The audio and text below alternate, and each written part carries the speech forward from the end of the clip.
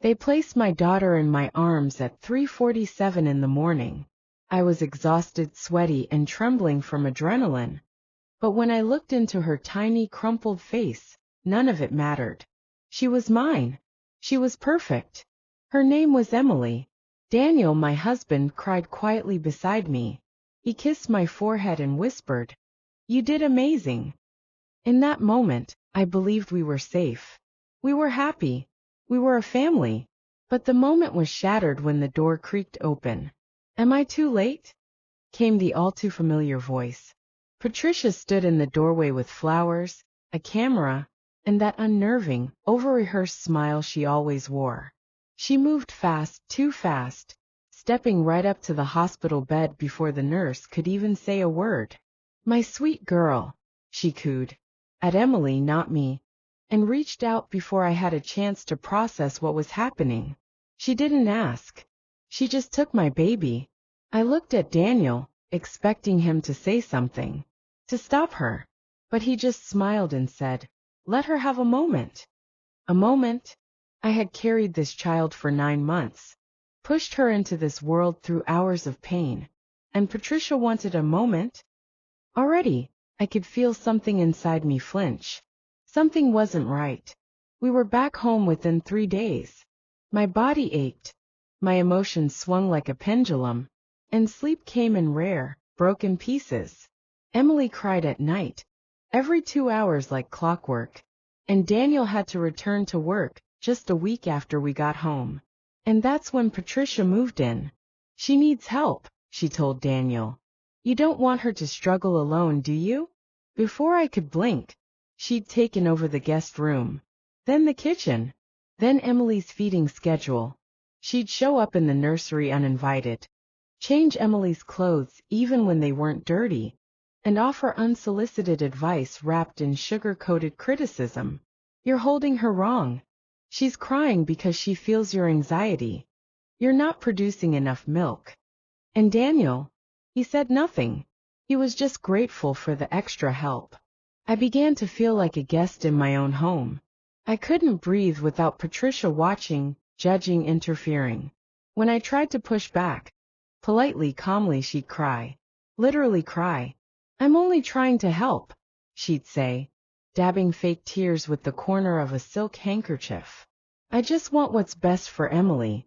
The implication was clear, I didn't. At Emily's 2-month checkup, the pediatrician gently told me that Emily was underweight. "Are you following the feeding plan?" she asked. "I thought I was," I replied, shame prickling my cheeks. Patricia interrupted before I could explain. "She doesn't rest enough. She's always anxious. That's probably why the baby isn't gaining. I've been trying to help, but—" My mouth fell open. The doctor nodded politely, unaware she was hearing the version of the truth Patricia wanted her to hear. That night, I cried in the bathroom with the door locked. I looked at my pale, tired face in the mirror and wondered who I'd become. I was losing myself, and I was starting to lose Emily too. I knew I had to reclaim my space, my role, my daughter, but I had no idea how far Patricia would go to keep control. I waited until Daniel was out of the house before confronting her. She was folding Emily's tiny onesies in the living room, humming to herself. Like this was her home, her child. "I think it's time you go home, Patricia," I said, trying to keep my voice steady. She looked up, her eyes calm, like she'd been expecting this. "Sweetheart," she said with a soft laugh. "You're clearly overwhelmed. That's okay. But let's not make rash decisions when the baby needs stability. No apology. No surprise. Just dismissal, like I was a teenager being corrected." I clenched my fists. "This isn't about me being overwhelmed. This is my child. I didn't ask you to move in. I never wanted this." Her eyes narrowed. "I'm her grandmother," she snapped. "And I do what's best for this family, whether you like it or not." And then she stood up and walked out of the room like nothing had happened. Over the next few days she barely spoke to me. But she made sure to dote on Daniel whenever he was home. She cooked his favorite meals. She cleaned the house. She told him how tired I looked and how much she worried about my mental health. And Daniel started believing her. "You have seemed off lately," he said one night as we lay in bed.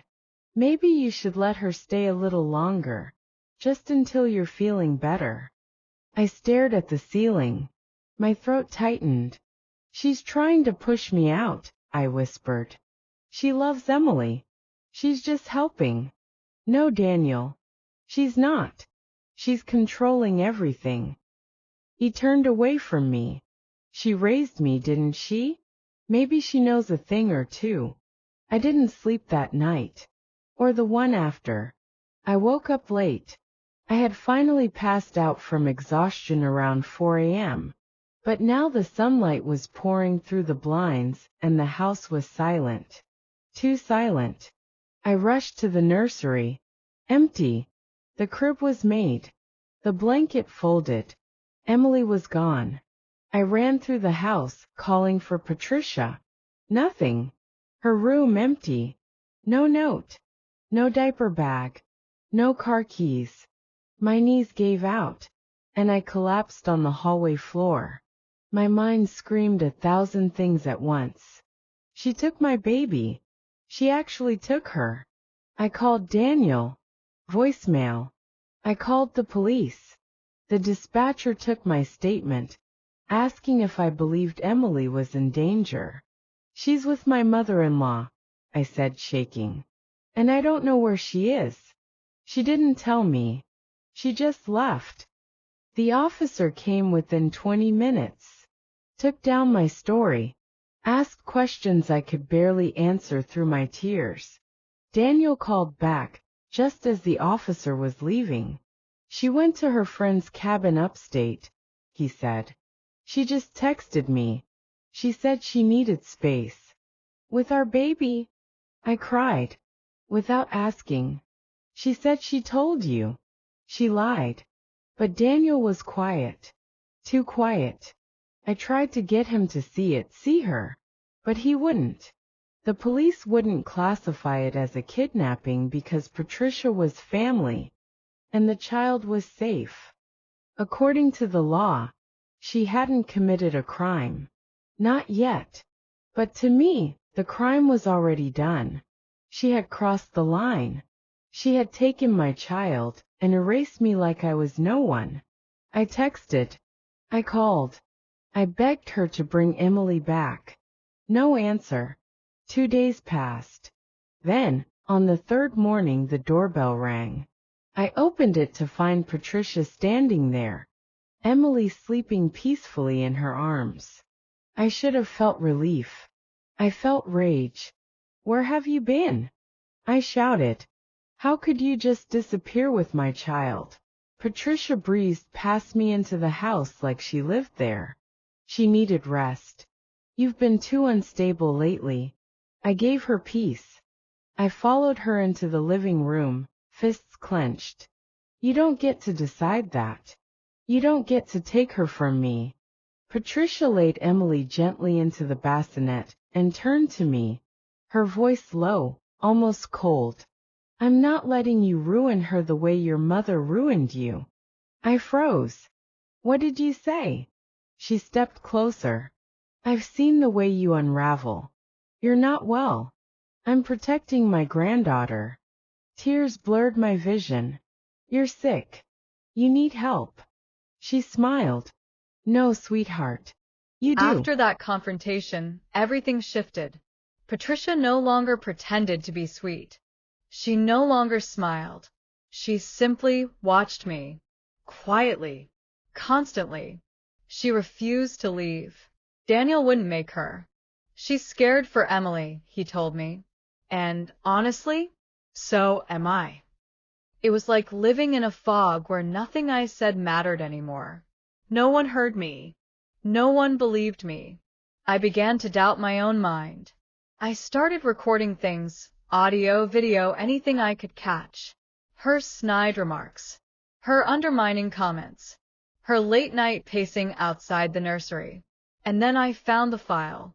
I was looking for the baby monitor's charger when I opened Patricia's drawer in the guest room and saw her tablet unlocked. On it was a folder labeled Custody Docs. My hands shook as I opened it. There it was. A partially filled custody petition, with Emily's name typed in bold at the top. And notes. My name followed by the words emotional instability, unsafe environment, postpartum risk. She was preparing to take my child. Legally. I copied everything to my phone. My heart pounded like a war drum. I wasn't imagining it. I wasn't paranoid. She was building a case to remove me from my own daughter's life. I couldn't wait anymore. That night, I waited until Patricia was asleep. Daniel had left for a business trip that afternoon. I packed Emily's diaper bag, a small suitcase, and my phone with all the files. Then I tiptoed into the nursery, picked up Emily, and whispered, "We're going somewhere safe now."